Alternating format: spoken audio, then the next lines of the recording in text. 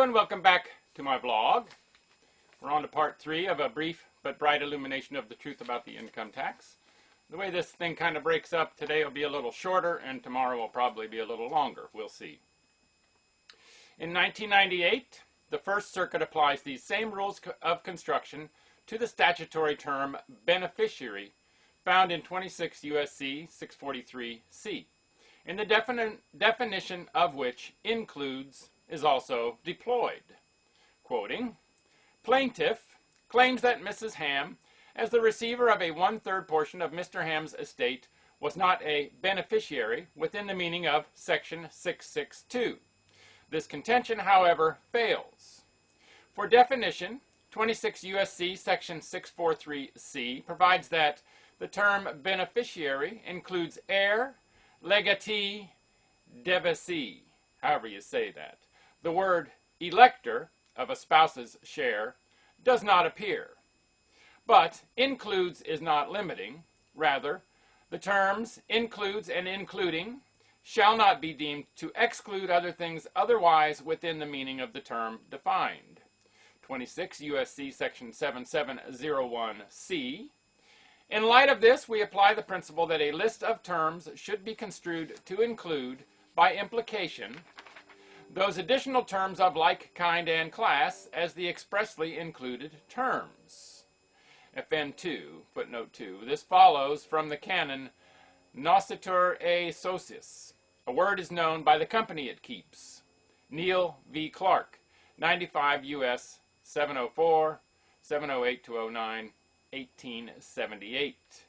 End of quote of that from Brigham v. United States, 160 F. 3rd 759, First Circuit, 1998. And that's the end of that whole quote. In 1999, the Third Circuit applies the same careful and rational respect for the plain words of the law to another statutory definition in 26 U.S.C., which is worded identically to Section 6671B. The definition delineating persons subject to criminal offenses listed in Chapter 75 of the title.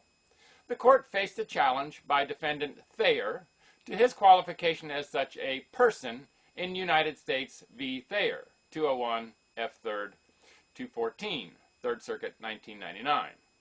After discussing the Supreme Court's reasoning in Slodov v. United States, 436 U.S.C. 238, 1978, a case involving the application of the Section 6671B definition, the Circuit concludes, quote, for purposes of 26 U.S.C. Section 7202, the term person is defined by identical language. See IRC Section 7343. The term person as used in this chapter, IRC Chapter 75, encompassing Sections 7201 to 44, includes an officer or employee of a corporation or a member or employee of a partnership who, as such officer, employee, or member, is under a duty to perform the act in respect of which the violation occurs. Therefore, Thayer, as president and majority owner of MIS and ELOP, was properly charged and convicted as a person under Section 7202. United States v. Thayer, 201 F. 3rd 214, Third Circuit, 1999. Emphasis added, which I believe is the underlining of therefore. I'm not sure. So we can see that the words of the law as to the meaning and effect of includes and the specialized expandability, but nonetheless still strictly limited scope of definitions in which the term appears, are clear and unambiguous to any honest and competent consideration. Further, a solid body of judicial acknowledgement to the same effect has grown over many decades.